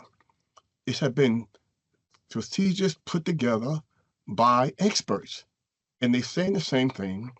And then the city manager said, well, I'm going to give it to you with didactic out different things. So I don't understand why it have to be, I don't know all about what, but you're reading the report, the equity report we read, DOJ, we can read and comprehend. So it's not just like something that's somebody's not knowledgeable putting these things together. So that's just my perspective. Carrie, did you have something to add? I did. Dr. Reese, I do want to agree with your point. And Father Slavinskis, I also, I do understand your point of wanting to know what we're asking for. At the same time, I think one thing I really appreciate about this report is that it was very community-centered, and gave many different options for what a board could look like, and stress the importance of molding a board to meet community needs. So I do feel like before making a recommendation on the look of what the board would look like, and maybe that's not even for our commission, I'm not sure, I think that's something we can talk about. I think there'd need to be a lot of research and a lot of community input, and a lot of data collecting on maybe cities that are already implemented such, type of board. A lot of information I think we need to gather to figure out what are our specific needs of our community and what type of structure would work best. But I do think they gave a lot of options in there. I don't think I'd be prepared to recommend a particular structure tonight, but I would be in support of a recommendation on beginning the process of developing a board. Well, Lucky, Guillermo, let me tell you what I'm going to do, and then you go first, or let me go first. You choose. Lucky for us, I was going to say the Research Bureau. They gave us the minimum features of effective oversight, and there's about 8 of them. I wouldn't mind going over those for everybody, but Guillermo, if you want me to do that first, or you want to go first, you choose. Well, I was just going to say 2 quick things for towards Father Jonathan's comments. So one, I think, your comments, they hold value, and I think that that's an important statement. But what I would encourage you to do is that if you really do feel strongly about that, we as a commission do have the ability to host a listening thing, like a listening session. Like that is something we could do as a commission. And that is something that you could put forward. You could say, like, I believe that our commission should host a listening session for the community to come in to discuss this. Like that is something that we can do. The other thing is when if any commissioner is uncomfortable with voting on something, they have the ability to vote against it, or they have the ability to abstain. So either one of those are also things that we can each do should any motion come forward that we're not comfortable with. So those are just 2 quick things I wanted to say. Or offer an amendment. And that could be accepted or not accepted by the person whose motion, in your case, Guillermo's made the motion, right?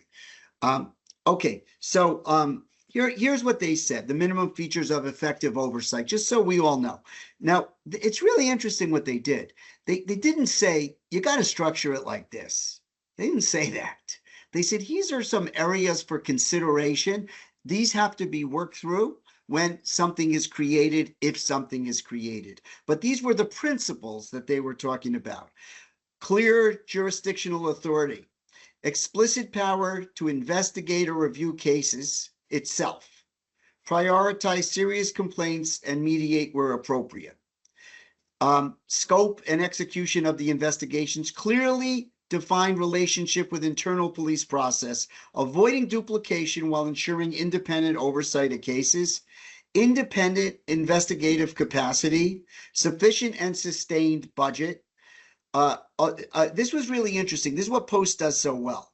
multi-step or multi-authority appointment process to reduce political capture and reinforced independence. Meaning, you don't want the police to be dominating and you don't want anti-police to be dominating. You want this to come from all different sources in all different ways so that everybody feels represented.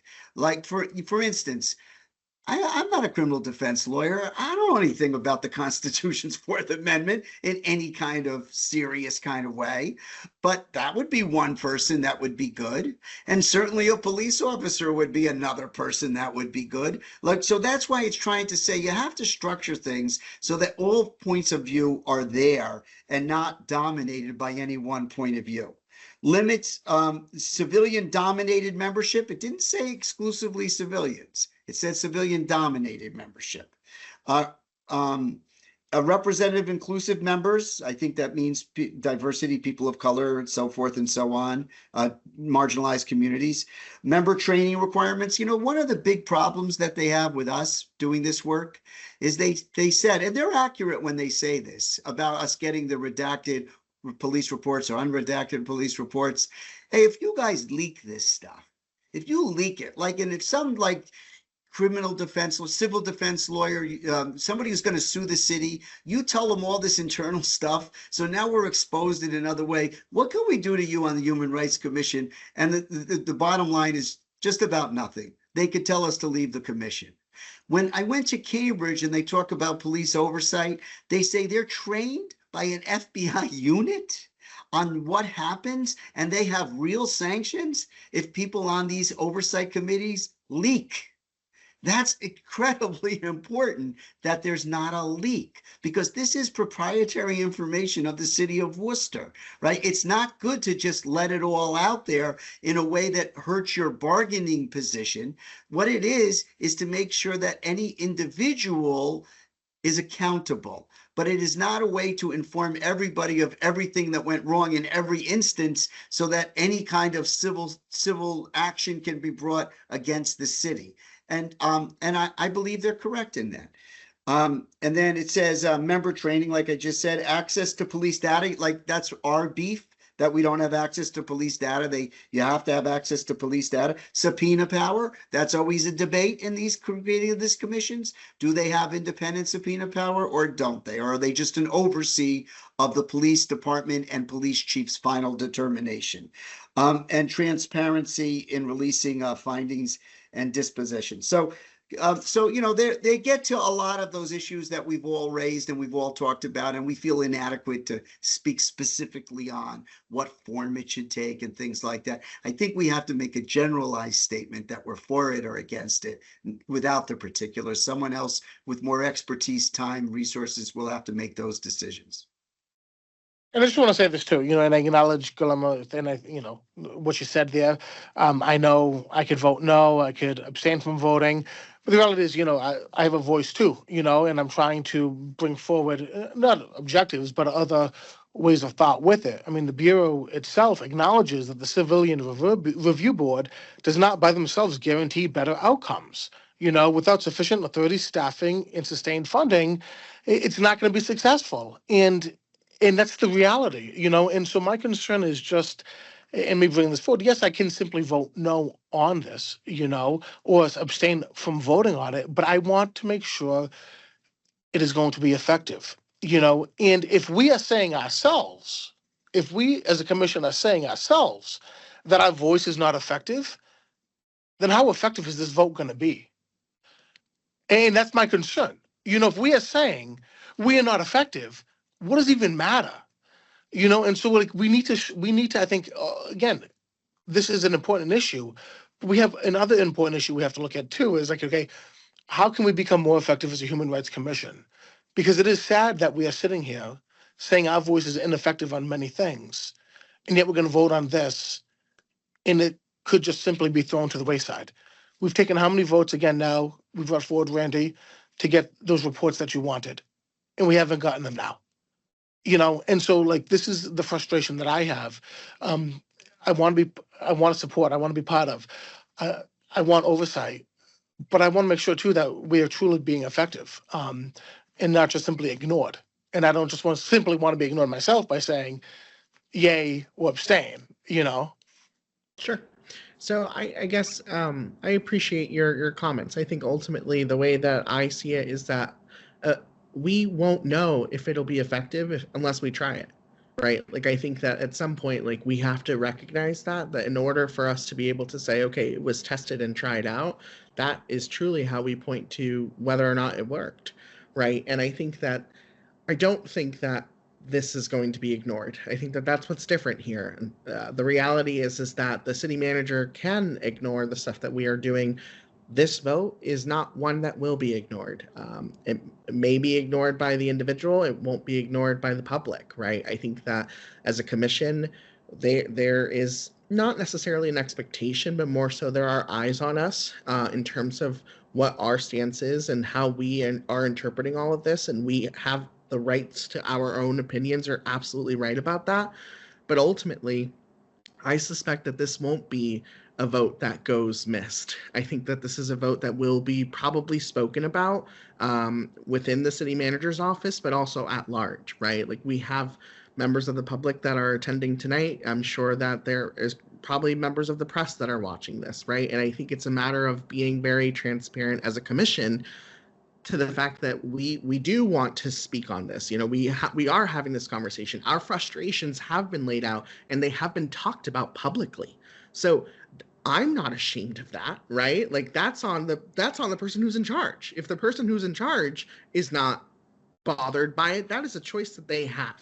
But ultimately, I think as a commission, we are empowered enough to do this and still have public expression from it, right? Like people are definitely going to express their feelings about this in one way or another. And that's what I know is going to happen. And that's what we all know is going to happen. So I would, so I appreciate everyone's comments. I'm going to read what I have, and then we can have a discussion on that.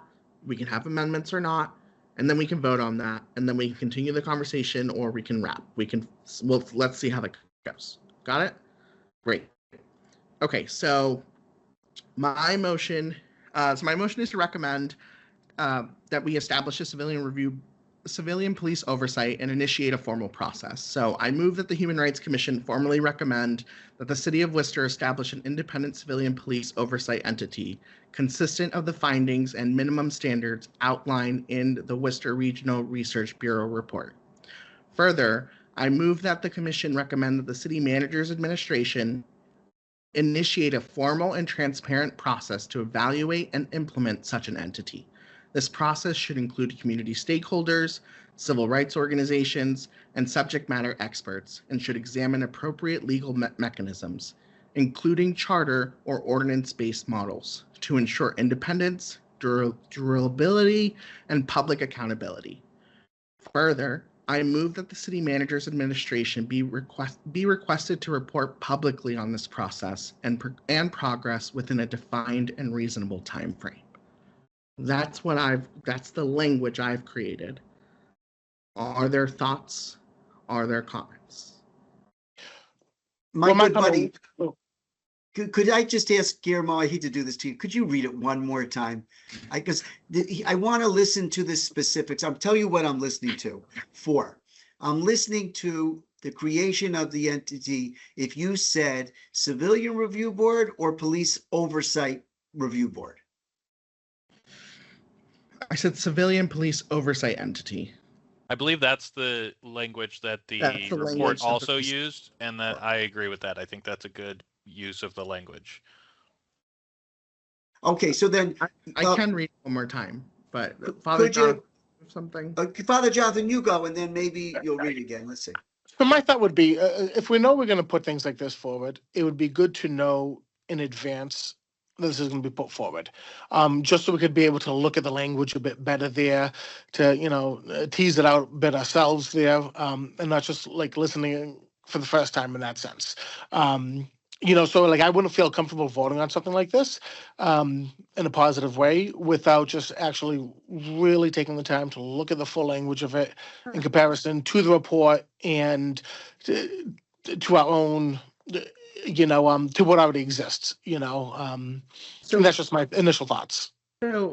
so we can't circulate this beforehand. That's the problem, right? And then I also can't put it today and then say, let's vote on this Yeah. next month. Like, that's the unfortunate part, is we are constrained as a commission to not share this type of stuff ahead of time, Yeah, right? So the topic of the conversation tonight was around this. There was most likely going to be a recommendation that came out of it. I hear you, and I think it's a frustrating thing that does exist in the constraints of the commission. But I'm going to read it one more time, and then we can open it up for discussion again for folks. So what I have is, I move that the Worcester Human Rights Commission formally recommend that the City of Worcester establish an independent civilian police oversight entity consistent with the findings and minimum standards outlined in the Worcester Regional Research Bureau report. Further, I move that the commission recommend that the city manager's administration initiate a formal and transparent process to evaluate and implement such an entity.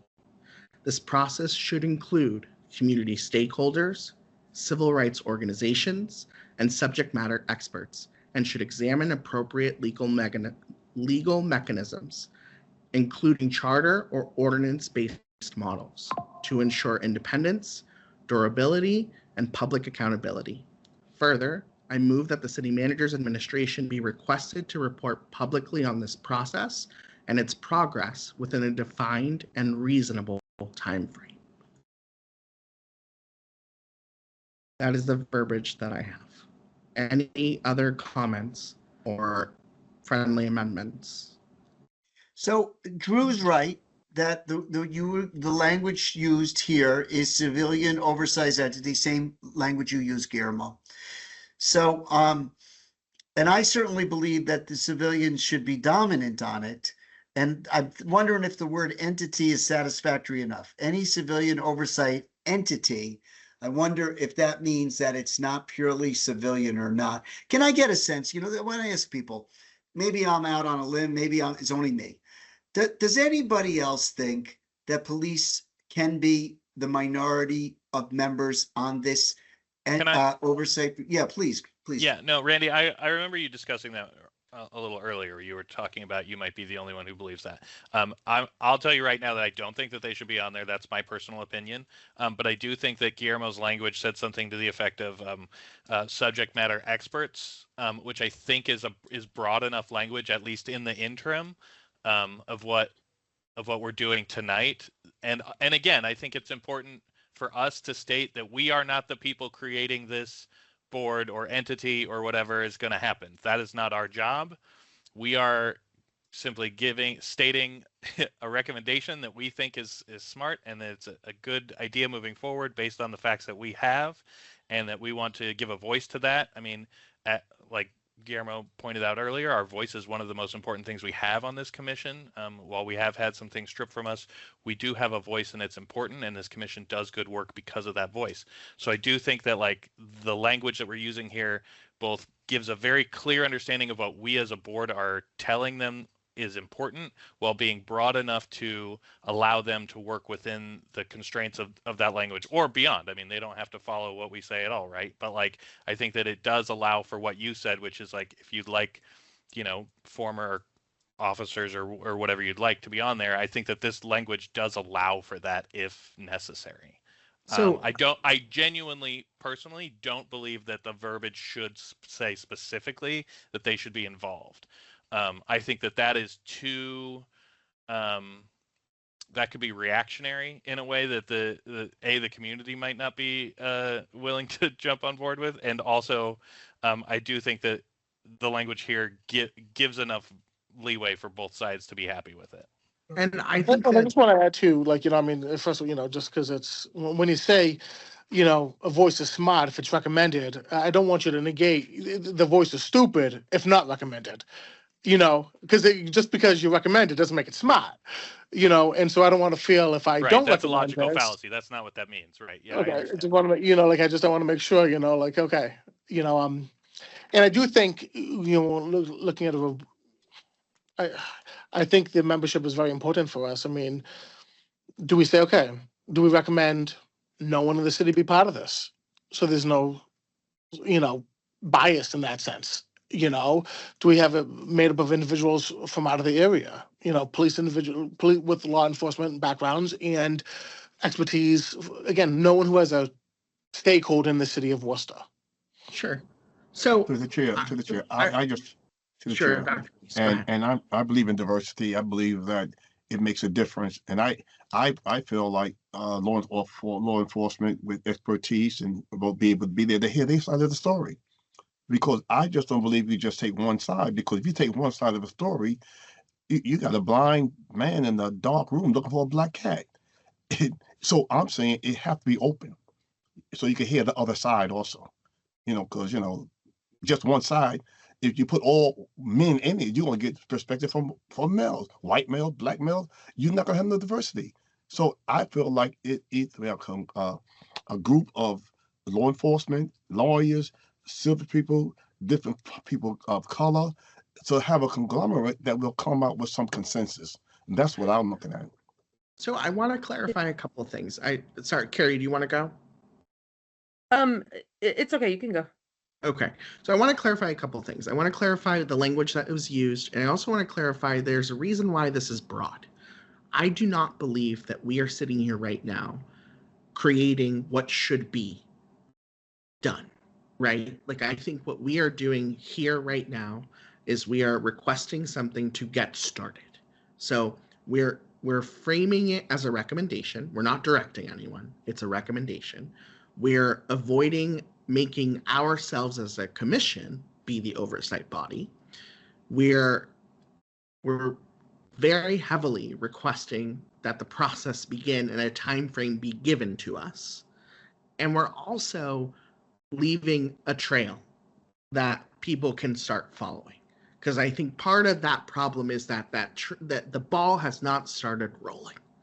And I think that we have the ability to start that ball rolling. I do not think that we are in a place where we're going to make the recommendations on what this looks like, but rather we say there's a really good report that exists that has really good minimums and standards.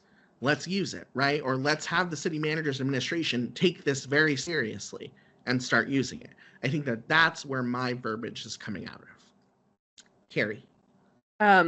Yeah, thank you. So, I just want to say I'm in support, Guillermo, of your motion as written. I do agree, Drew, with you and Guillermo in that, I think we all probably have our own personal opinions of what a board should look like, but tonight's meeting isn't the time to put that together and recommend on that. I think that's the job for the people who end up becoming involved in the process.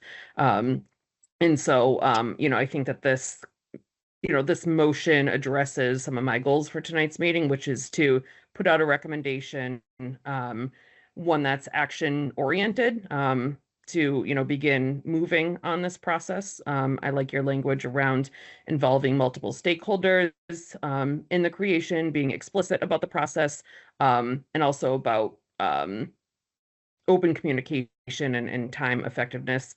A few people raised concerns tonight that our motions or requests seem to go unheard, and we often don't hear back on what we put out there. I share that concern, and that may be a conversation for another meeting. I don't have the language to put together a motion tonight around that, but Rima, I really appreciate your perspective on why it's important to do so anyways.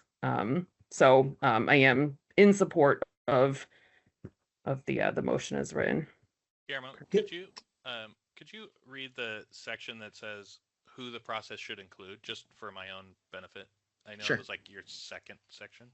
Yeah, so I said this process should include community stakeholders, civil rights organizations, and subject matter experts, and should examine appropriate legal mechanisms, including charter or ordinance-based models, to ensure independence, durability, and public accountability.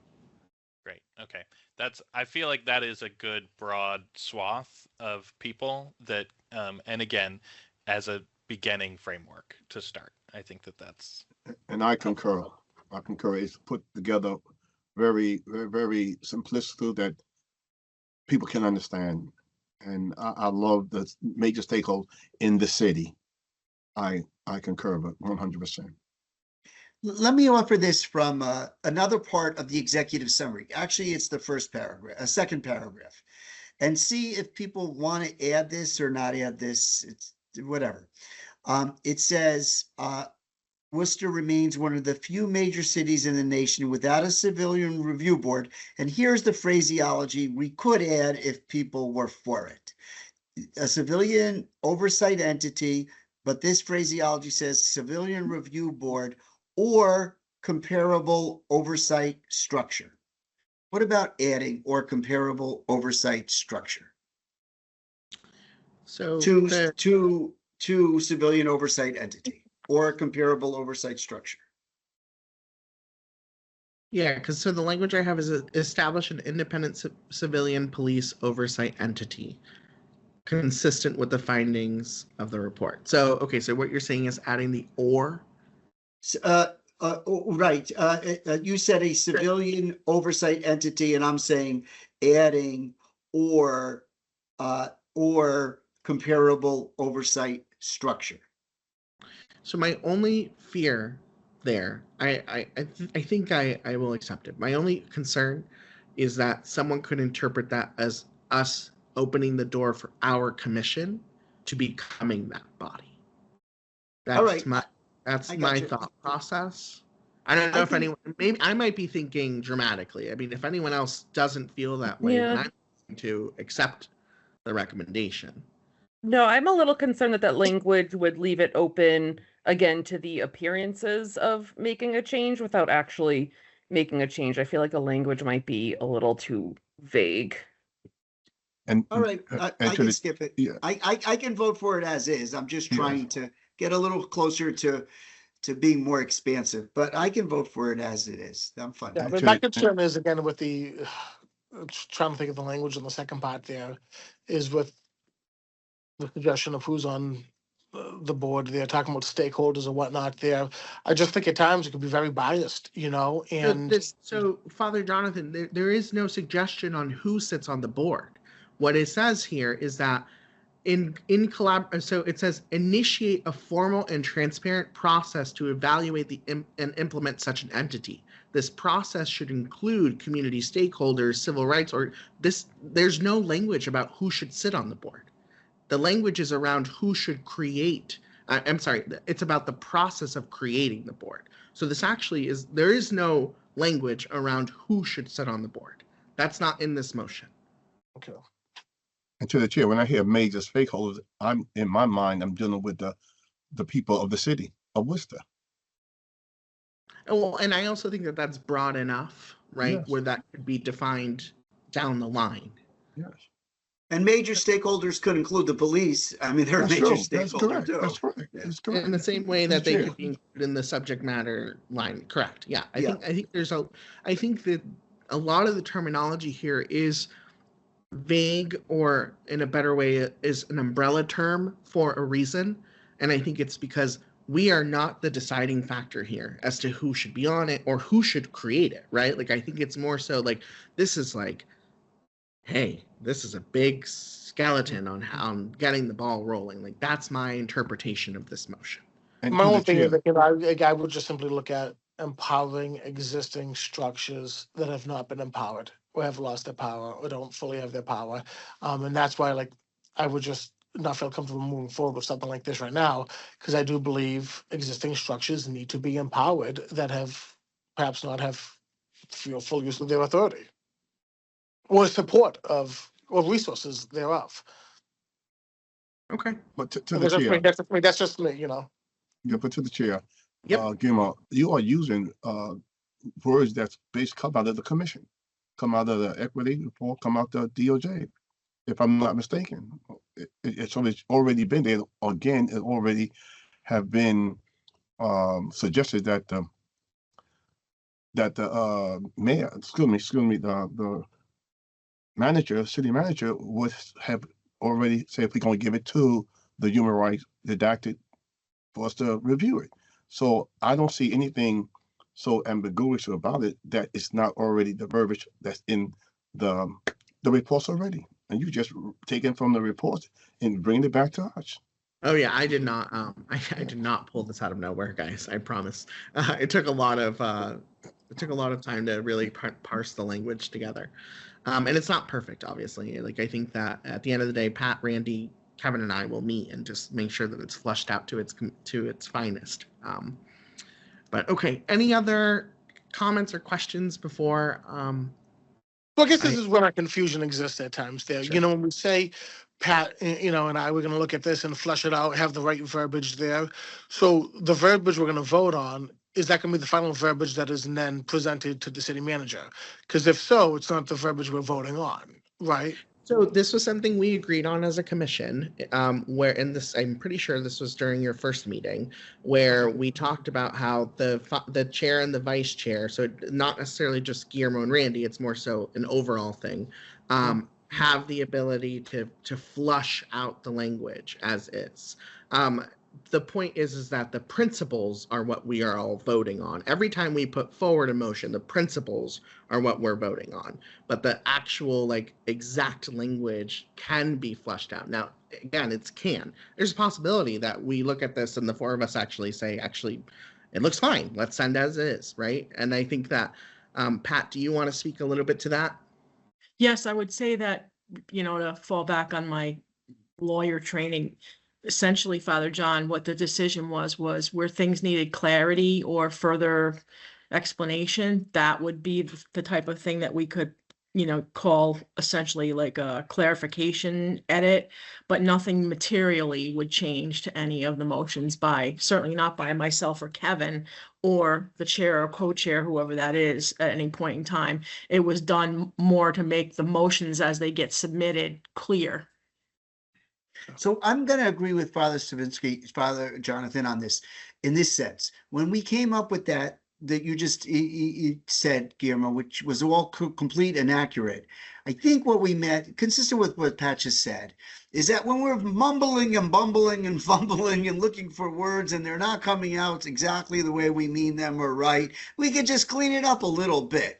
But you spent an incredible amount of time making that tight. Yeah, that's tight. So I think it's tight enough, and I think that this vote is important enough that we should go with your words. Yeah, that's what we're going to vote. This is not my first draft. This is a final draft. This is after several back and forth. Let's vote on let's vote on the verbiage that you've written, and let's make sure that it stays in that way. Yeah, I concur. I have no problem with that. We still need a second from someone. All right, can I get a second? I second. Yeah. Second from Drew. Second, third, fourth, fifth, everybody wants to be in. Okay, so we have a motion put forward by Guillermo, seconded by Drew. A roll call, please. Guillermo Creamer Jr. Aye. Randy Feldman. Aye. Carrie Witherell. Aye. Reverend John Slavinskis. No. Drew Schneblin. Aye. Dr. Reese. Aye. The motion carries. Thank you. Okay. Anything else we'd like to discuss around this report? Any additional comments or potential motions or recommendations? Again, my only concern is I believe in full accountability, but I do believe we also have to look at the role of the Human Rights Commission at the end of the day, beyond this report here. I think this report puts into light our role or lack thereof, and I think it's an honest conversation we have to have for the future. And with that, do you want to put something forward in terms of? Not at the top of my head. We'll have to go through the legal and all of this to no, not right now. For the future, maybe next month. Maybe next month I'll get you Guillermo. But right now, we don't want to have to go through all this. All right, no worries. Well, if you want, feel free to think about it, and we can always vote on things in the future as well. So, okay. Any other comments or questions from commissioners? So this was an important conversation. One that I think was really important to hear from all perspectives and all and all the voices that we have on the commission. This is why we do this work, right? Ultimately, we aren't the final deciders, right? But we hope that we have a small influence in things that do happen in the city. So I know that tonight there were people watching, right? There are people that definitely were listening to this conversation, and will be taking this conversation outside of these virtual walls. So I do expect us to very much hear about it outside of this space, and so I'm appreciative of each of you and the time that you have committed to our city and the work that needs to be done for our city. But also just in general, being on a snowy winter night. I mean, let's be honest. What else would you be up to? We're all snowed in. So with that, I don't think there's anything else on our agenda. Is there, Pat? There were people listening. Can we re-vote if people were listening? They're gonna, I'm kidding. I appreciate you all greatly. I really do. Yeah. Okay. And Father Jonathan, we appreciate you too. It's not easy to be the lone vote, but what you bring to the table is absolutely essential for all of us to help educate ourselves. So, just because you're with a lone vote against it doesn't mean that your opinion is not highly regarded and extremely valuable, and we're grateful. I appreciate you all. Yeah. Okay. So with that, I am going to ask that you all stay warm, that you have a lovely month, and Pat, can you give me the date for the next meeting, please? Do you have that? I do. Hold on a second here. Make a motion to adjourn? Do we have to do that first, or? Well, let's have Pat tell us when our next meeting is, so we all have it on our calendars. And then we can definitely do that. February 23rd. Awesome. All right, February 23rd, folks. Hopefully we'll be back in City Hall for those of you that can go. But can I get a motion to adjourn? Motion to adjourn. I'll second the motion. Pat, can you do a roll call, please? Dr. Reese seconded. So we have a motion to adjourn at 8:08 p.m. Roll call vote, please. Guillermo Creamer Jr. Aye. Randy Feldman. Aye. Carrie Witherell. Aye. Reverend John Slavinskis. Aye. Drew Schneblin. Aye. And Dr. Reese. Aye. Very good. Thank you all. The meeting is adjourned. Be safe. Keep Have a good warm. night. Have a good night, And- everyone. Guillermo, you'll get me your language, right? I'm gonna email it to you now. Very good. Thank you. Have a good night now. Bye, everybody. Bye-bye. Take care. Bye.